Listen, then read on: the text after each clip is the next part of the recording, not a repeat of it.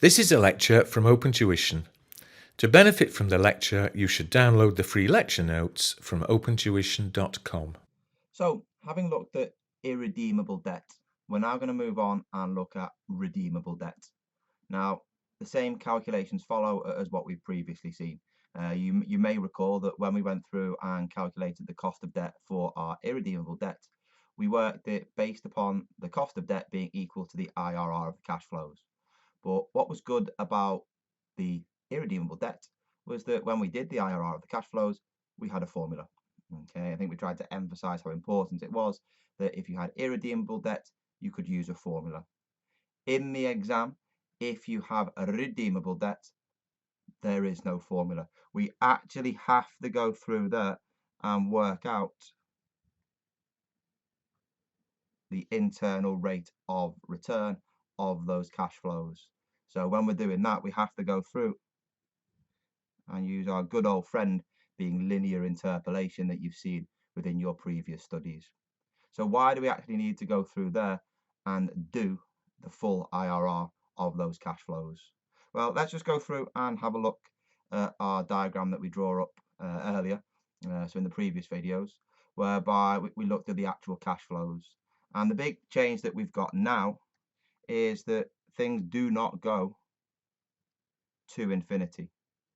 They stop, okay? Because when we redeem the debt at some point in time, so here, let's just say it's T3. At T3, the company needs to pay the redemption value. So at T3, there is a nice big outflow. And that nice big outflow is the redemption value. And that causes us the issue because instead of using a discount factor to discount the cash flows to perpetuity, which we had earlier, was it 1 over KD? Now what we need to go through and do is we have a series of an annuity cash flows from T1 to 3 of the interest and the tax saving on the interest. And then at T3, there is also then a cash flow, isn't there, of the redemption value that we actually go through there and pay out. So let's go through.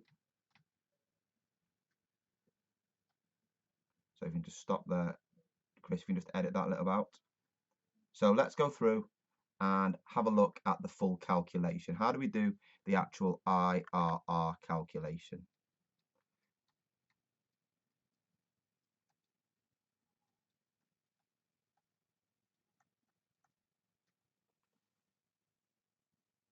So what we've got is we're going to go through there. First of all, you're going to need, is it a 6-column approach? Okay, so give yourself plenty of space across the top to draw up the 6 columns. First column is the time period, and then the second column will be the cash flow. So what we have is we have cash flows at T0. In ours, was it T1 to 3? And then was it there T3? Okay. Now, don't write anything down just yet. I'm just going to write it down, and then we'll just get you to write things down once we've written it and then explained it. Okay, so put your pen down. Just eyes and ears is all you need at this moment in time, because what you've got is that from a company perspective, we receive the cash, don't we? So at T0, we receive the value of the debt that we have issued. At T3, we have your redemption value, so that's a nice big outflow, isn't it, as we pay the redemption value back. And then what you have there, remember, is the interest multiplied by, is it the tax charge, less 1. Okay. Because you have an outflow of the interest, so minus I, if you like, and then you save the tax on that interest, don't we? So plus the interest times by the tax. Then what we've got, the usual situation when we do linear interpolation. Again, don't pick up your pen just yet. Leave it on the desk in front of you. I can see a couple of you picking your pen up. Put it down. So you've got the discount factor, present value, discount factor, present value. And normally what you've gone through and done when you've done linear interpolation, maybe we did, was it there 5%? and was it there 10%? And the reason why we did that is because when we got the present value at 5%, that tended to be positive, and then at 10%, that tended to be negative, didn't it? However, that wouldn't work at this moment in time, given our cash flows. Because what you can see there is that we have, first of all, an outflow, first of all, we have an inflow, don't we, of the price. Then we have two successive outflows. So that's not a normal project, is it? A normal project is where we have an outflow followed by a series of inflows.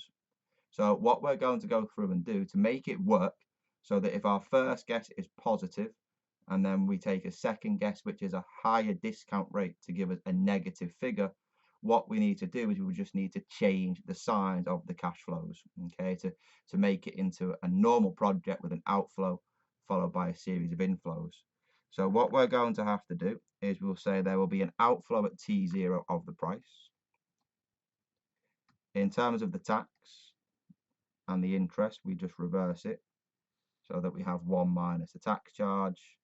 And then on the redemption value, we just reverse the sign on that so that we have there a positive cash flow.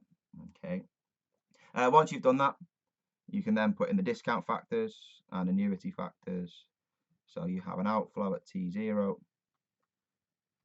and then inflows at T1 to 3 and T3. Likewise, discount factor 1 and then outflow, inflow, inflow. And then you can go through there and use your linear interpolation formula. Okay, yeah, you are going to go through there, aren't we? So this is the low rate. This is it the high rate? And there you have, is it a positive MPV at the lower and a negative MPV at the higher? Okay, and you can use your linear interpolation to go through and work it through. So I'll allow you to pick your pen up, pause the video, copy that down, keep it in your notes, and then once we've gone through and got that down, you can then go through there and we'll have a play with the example together. Okay. So we're now going to go through and look at the example Peters. Peters goes through there and covers a redeemable debt and the use of the internal rate of return calculation using linear interpolation to work out the cost of debt for the company. Okay. So this is one of the more challenging style questions that you could get within the exam. Remember, if it is a redeemable debt, you have to do the actual IRR calculation. There's no formula that you can use. There's no shortcut. Okay. So if we go through there and look at the example that we have there, is it Peters? It wants us to go through and work out, is it the cost of debt? Okay. So again, in the exam, you wouldn't know whether it is irredeemable, redeemable, or, as we'll see afterwards, convertible.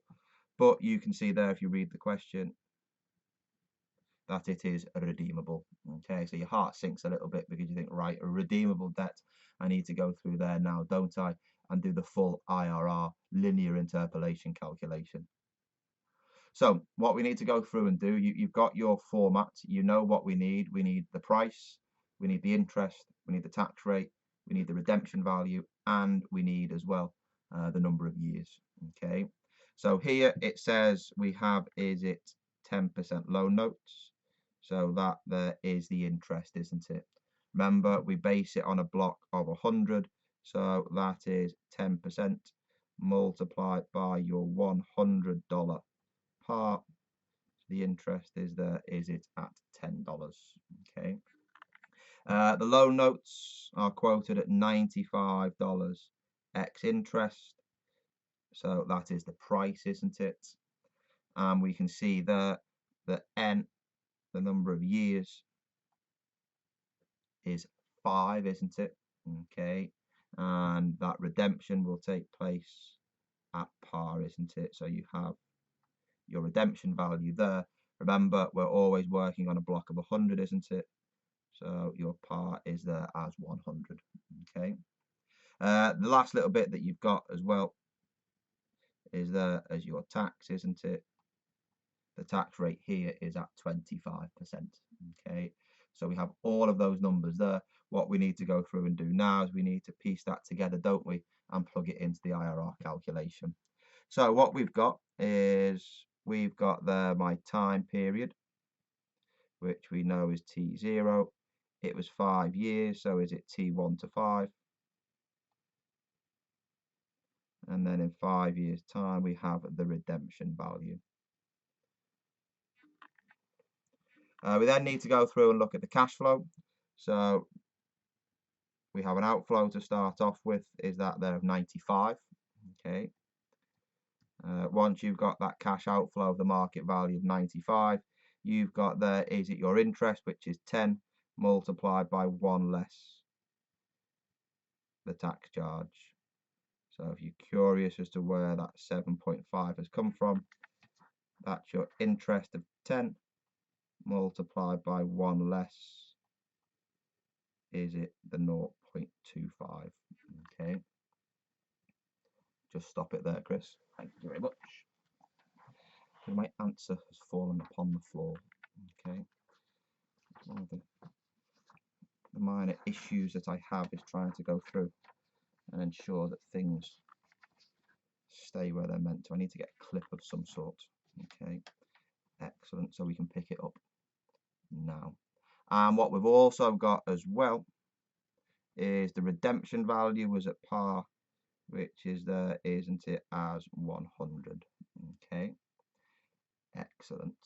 What you've got, again, we can go through there and take, is it the discount factor, present value, discount factor, and present value. And to keep it simple, what we'll go through and do is we'll take it there at 10% first of all, because depending on whether it's at 10% gives us a positive or negative NPV, will then determine what our second guess is.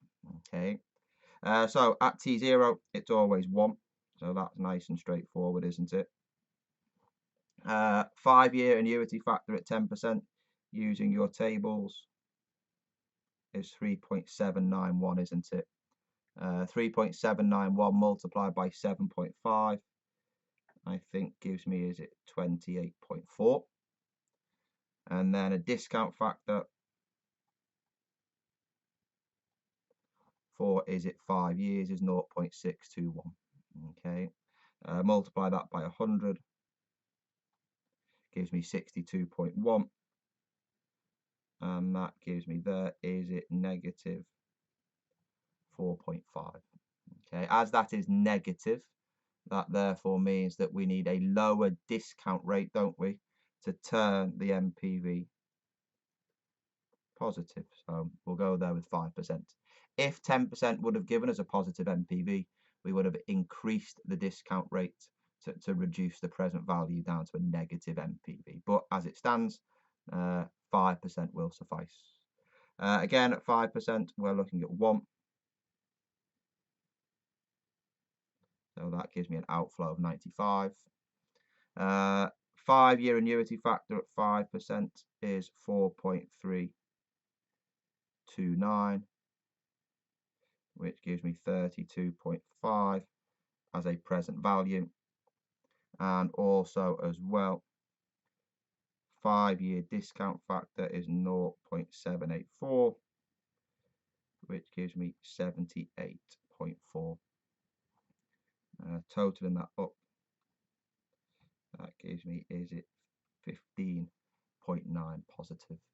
Okay, if you were to guess based upon that, the cost of debt will be closer, wouldn't it, to 10 as opposed to 5, because it's slightly closer to 0, minus 4.5 than 15.9. So I don't know, 8-9%, somewhere around there. But what we need to go through and do is we need to go through, don't we, and use your linear interpolation. So your cost of debt goes through there, doesn't it, and takes your first discount rate. So is that 0.05? So that's the low discount rate, isn't it? And then adds on the net present value at the higher, divided by the net present value, is it, of the higher, less the lower. And then we multiply that, don't we, by the difference.